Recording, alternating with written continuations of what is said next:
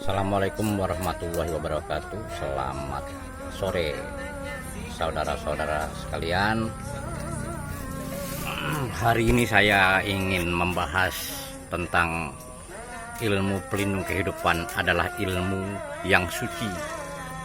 Nah, kenapa dalam beberapa hal orang sudah mengambil hak ilmu pelindung kehidupan tapi masih hidupnya begitu-begitu saja?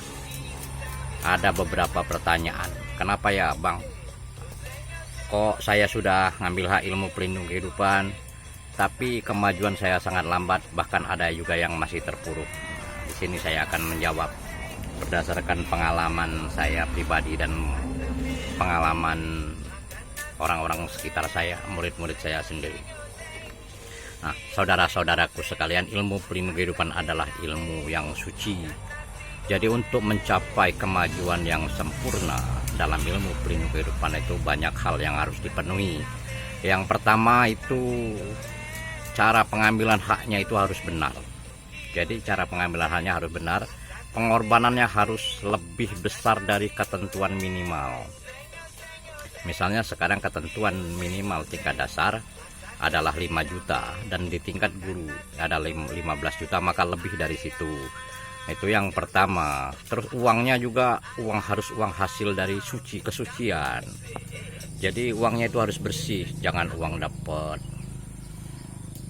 berjudi mungkin, atau uang dapat ngutang. Itu yang selalu sangat berbahaya, uang dapat ngutang dari teman, dari saudara, setelah ngambil hak utangnya itu nggak dibayar-bayar. Nah, itu tidak akan berfungsi ilmunya, kekuatannya tidak akan berfungsi. Tapi yang akan mendapatkan rezeki dan keberkahan adalah yang punya uang. Tanpa disadari yang mendapatkan keberkahan adalah yang punya uang. Itulah teman-teman yang pertama. Yang kedua, harus selesai. Prosesnya harus sempurna. Setelah mengambil hak, maka harus mandi di Talang Padang, ambil ilmu pekik suara hati kepada Bapak Sapri Hozalajir, dan disempurnakan oleh Bapak Surman Effendi di Batu Putih. Nah, setelah itu harus paham cara menggunakan ilmu pelindung kehidupan dengan benar. Nah, jadi setelah paham, kita itu berbuat itu harus hati-hati. Di situ ada istilah jaga, rawat, pelihara. Hati-hati dalam berbuat, hati-hati dalam berucap. Karena apapun yang kita ucapkan itu sudah ada kekuatannya. Kalau kita berucap yang buruk-buruk, maka menghasilkan sesuatu yang tidak baik. Tapi kalau kita mengucap yang baik-baik dan berbuat yang baik, maka akan menghasilkan sesuatu yang baik dan luar biasa. Ilmu pelindung kehidupan itu akan berfungsi saat kita berbuat baik dan benar. Kalau saat berbuat salah, dia tidak akan berfungsi sama sekali. Nah, banyak hal orang tidak paham. Waktu misalnya terjadi ditipu, orang pelindungan ditipu oleh orang lain, maka dia akan mencaci maki penipu tersebut, menyumpahi supaya hancur, lebur, dan lain-lain. Padahal bukan itu. Setelah ditipu, itu adalah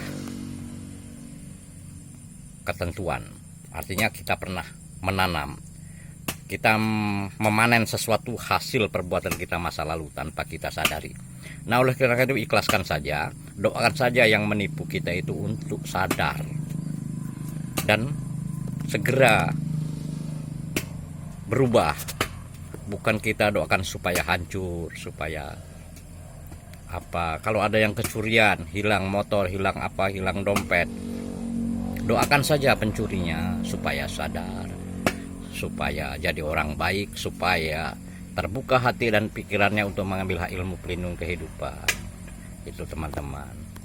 Terus yang ketiga, harus selesai dalam pencarian ilmu pelindung kehidupan. Jadi setelah tingkat dasar, setelah mampu, dia harus naik ke tingkat guru. Kalau dia sudah mampu, rezeki sudah lancar, badan sudah sehat, hidup sudah bahagia di tingkat dasar, dia tidak naik tingkat, maka biasanya akan mendapat teguran. Jadi kalau manusia pelindung kehidupan itu tidak bisa dinasihati oleh mulut orang manusia pelindung kehidupan yang lain, maka dia akan dinasihati oleh alam kehidupan ini, akan dinasihati oleh jalanan, akan dinasihati oleh rumah sakit, akan dinasihati oleh hukum yang berlaku di Indonesia. Itu teman-teman, paham maksud saya ya. Artinya di hasil jalanan akan mengalami kecelakaan, musibah. Nah, artinya itu teguran. Kenapa tidak naik tingkat? Kenapa tidak mengemban ilmu pelindung kehidupan? Kenapa tidak menyampaikan ilmu ini kepada kawan-kawan terdekat, saudara-saudara terdekat? Dan banyak hal lain, mungkin Anda yang lebih mengerti.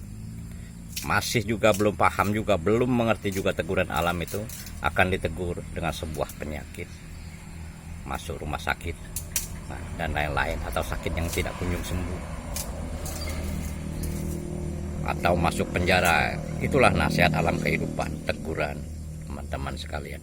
Oleh karena itu jangan sampai terjadi kepada saudara-saudaraku semua yang sudah mengambil hak ilmu pelindung kehidupan. Jadi barang siapa yang sudah mampu, naiklah tingkat dasar, dari tingkat dasar naiklah ke tingkat guru.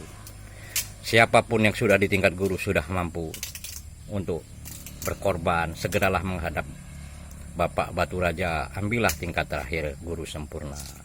Nah, setelah guru sempurna tidak akan berbuah lebat jika tunas jauh dari batang. Artinya apa? Kita harus ingat siapa guru kita. Nah, karena kita harus ingat siapa orang tua kita. Kita harus ingat siapa asal kita dahulu. Jangan pernah kembali ke asal, tapi jangan lupa asal, tapi jangan pernah kembali ke asal. Nah, teman-teman sekalian, kita harus ingat orang tua kita yang membuat kita hidup, Tuhan yang menghidupkan kita, yang Maha Kuasa yang menghidupkan kita, kedua orang tua kita yang sangat berjasa membuat kita hidup, guru-guru kita yang memberikan jalan hidup. Hormati mereka, sayangi mereka. Sayangi anak istri kalian, yang laki-laki, yang perempuan sayangi suami, anak-anak kalian. Berjuanglah untuk menjaga, melindungi keluarga kita masing-masing dan penerus kita. Berilah mereka penerangan tentang ilmu pelindung kehidupan dengan benar. Jangan berlebihan. Sampaikan saja sesuai porsi kemampuan mereka menerima ketentuan ini. Jangan langsung didobrak habis-habisan, pelan-pelan. Karena akal manusia itu tidak mampu menerima kebenaran untuk menghancurkan racun-racun, doktrin-doktrin masa lalu, kebiasaan-kebiasaan, pola pikir masa lalu. Itu bisa berbahaya kalau langsung didobrak dengan kebenaran baru. Kebenaran lama memang akan porak-poranda, hancur lebur, dihajar dengan kebenaran baru yang sebenar-benarnya. Tapi kebenaran sesungguhnya itu akan berubah-ubah sesuai zaman, sesuai keadaan. Itu yang harus kita sadari teman-teman sekalian. Nah, sampai di sini dulu mungkin teman-teman sekalian apa yang saya sampaikan ini. Insya Allah sedikit atau banyak bermanfaat untuk kita semua.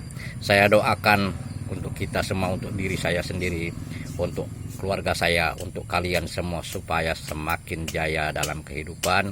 Jangan lupa selalu bahagia, selalu sampaikan ilmu ini kapan saja, di mana saja, dengan siapa saja, tanpa pamrih apapun. Sampaikan saja tanpa harus mengurangi dan melebih-lebihkan ketentuan ini. Demikian, terima kasih. Assalamualaikum warahmatullahi wabarakatuh.